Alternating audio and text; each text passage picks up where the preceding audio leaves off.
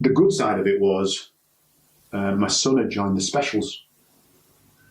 And the specials, if people don't know what that is, that's voluntary work. You get a uniform, you've got all the powers of a police officer, and a lot of people use it to work out whether they want to join police or not. You've got to do a minimum of 8 hours a month, or you did, I don't know if it's changed. So he was working at Normanton, and I'm thinking, you know what, this could be a success story here, if I could possibly work with him, because there's not many lads and dads that get the opportunity to do it. So some resistance at first from his section officer, but as long as he did his 8 hours at Normanton, he could do another 8 hours with me. Oh, man. So we ended up going out, and to cut a long story short, we went out on 5 different occasions, and on each occasion we brought a prisoner back. And they were usually good quality. It was always self-generated stuff, But the last one was at a level that matched that job I've just told you about. And also, I just thought, I can't give you any more than this. And we ended up doing about a 19-hour shift. And this was with your lad? This was with my lad. So it's the last time that we ended up working together, because ultimately he decided not to join the job. Right. I think he had a good look at it and saw that I'm going to get very frustrated here. Well, fair enough. At least, he had a look, and that's not for him. So. I think he was a very similar mould to me, that if I tried to join the police then, I'd have probably struggled, because there was so much IT involved. Yeah. There wasn't that raw policing that we could do, which I thrived on. Yeah, for sure. And I matured with. So, but that was his decision. I didn't encourage him to not apply, and I didn't encourage him to go. Yeah. He had to come to that conclusion himself. But anyway, so we're out the last day, and we'd had about it was a 10-hour shift, and we'd had been out for 9 hours, and we're coming back, we're in a plain car, and we're just about to turn off the car gate at junction 41. And at the time, there was the speed limit of 50 mile an hour, the average speed cameras, because we're doing a lot of work. Right. So we're in a silver unmarked car, and this Audi whoosh, flies through, and it's probably doing about 70 mile an hour, 80 mile an hour.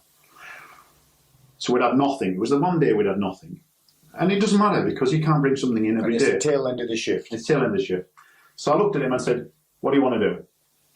So he says, let's have a look at it. So we start creeping up, and eventually the driver must work out that it might be an unmarked police car. But he'd have got his ticket anyway, because the average speed cameras, he was doing well in excess. So after a few miles, we're still in West Yorkshire, I've checked them through. They're from the northeast. Well, I'm from the northeast, so I know that journey. You're a Durham lad, aren't you? Durham lad. Yeah. So I've been up and down on that motorway thousands of times. So no markers on it. We've done it all right. So there's nothing we need to be aware of before we stop that car. And pulls it up. 2 people in the car, driver and front seat passenger, both males. Driver's about my age. Front seat passenger's about 40. I separate them and get the driver to sit with us. So as he sits with us, get some details off him. I've got Nathan to get some details off the front seat passenger. And what's apparent is that there's a bit of an inconsistency with the story. So when I speak to this guy, the driver, I says, right, first of all, your speed. I'm tired. I want to get home. Well, where do you live? So he lives in the northeast. Newcastle. Right. Okay, well, where have you been? I've been to my brother's. Where's he live? Nottingham. What time did you set off? So give him an approximate time. What time did you get to see your brother? And you're coming back from your brother's at Nottingham. Yeah. So these are Tony's 19 questions out there. So this is just sort of, this is just getting a feel for it. Yeah. So I've listened to all this, and it was worked out that he's gone to his brother's because his father's just recently died, allegedly. Right. But he's only had half an hour with his brother to discuss things. I said, well, that's not a long time. Well, we don't really get on. So I'm thinking, if you don't really get on, why have you gone to his house? And it's some distance. Some distance. It's it's over 100 miles. Yeah. So Nathan gets back in car, and I said, stay here. So I go and speak to the passenger, and bit by bit, the story's good, but it's wrong It's in not places. airtight. No, there's some inconsistencies with what the time is set off, where exactly in Nottingham it was, how long they stayed. The passenger said it was 2 hours, he said it's half an hour. So, checks them out on the computer. They're known for firearms offences, but no risk showing at the moment. Car's insured. He's got a driver's licence. He's going to get done for speeding because I ain't going to give him a ticket because it's going to be the cameras that get him. But every so often, I can smell a sweet smell from him. It was like not a perfume smell, but I can smell something. And I remember looking at him like I'm looking at you now. I said, "You're lying to me." And I said, "I know you're lying to me about your travel." He says, "I'm not lying to you." I said, "Yes, you are." Like a game of cards. You know, who's going to put your card down first? Yeah, true. So I'm thinking, they're involved in criminality here. And the smell I could smell, I worked it out eventually. It was MCAD. Really? Yeah, it's quite an unusual smell. Okay. And I knew it was something, and it was my son who said, it's MCAD, Dad, that you can smell. Because with him being younger, he was in circles that would probably smell it more. You know, the clothing and everything. So I said, right, based on that, I said, is there any drugs on you? And he had a small bag of MCAD, so we detained him. And then I went and searched the passenger. He had nothing on him, but he was handcuffed and detained while we did the search. Yeah.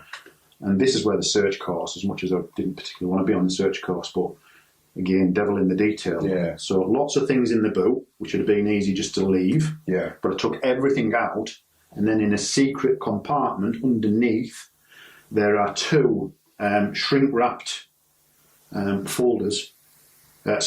Sealed up powder in cling film. No. And it works out that it's £40,000 worth of MCAT.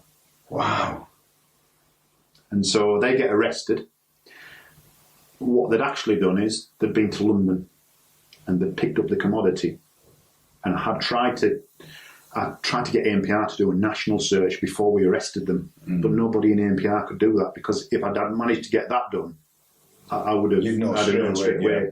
We got there eventually through tenacious work, but they'd gone to London.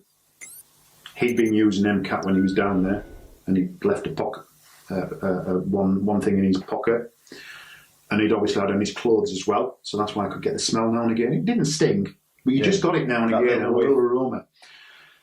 And then, because they were on a schedule and they were tired, they were wanting to get home, weren't they? So they just thought, arseholes to it, we're going to burn through the motorway. And just unfortunate for them was an old lag like me and his son. Talked by Tony. Yeah. And we were just about another 30 seconds, they'd have gone past us and we'd have been on the flyover. So we'd have been off the motorway, not seen them, and then they'd gone. But there were so many different times, so many times that they could have got away with this. You know, one, obviously the speeding bit that raised, it roused your awareness and like, oh, hold on a minute, something's not right here. But then their story, you might not have dwelled in so much, and you could have said, oh yeah, he's saying he's been to his brothers, he's saying, yeah, he's been to his brothers, and that could have been it. But you carried on, then the smell, then that little bit in the pocket, then that thorough search, and it's ended up with a result. So what happened with them? Do you know if they got... Passenger, no further action, because the driver accepted full responsibility, and he got 4.5 years. No! Yeah, he got 4.5 years. So not a big sentence for £40,000 worth of drugs. I would suggest he was probably a courier rather than the person who was making the money out of the drugs. Wow.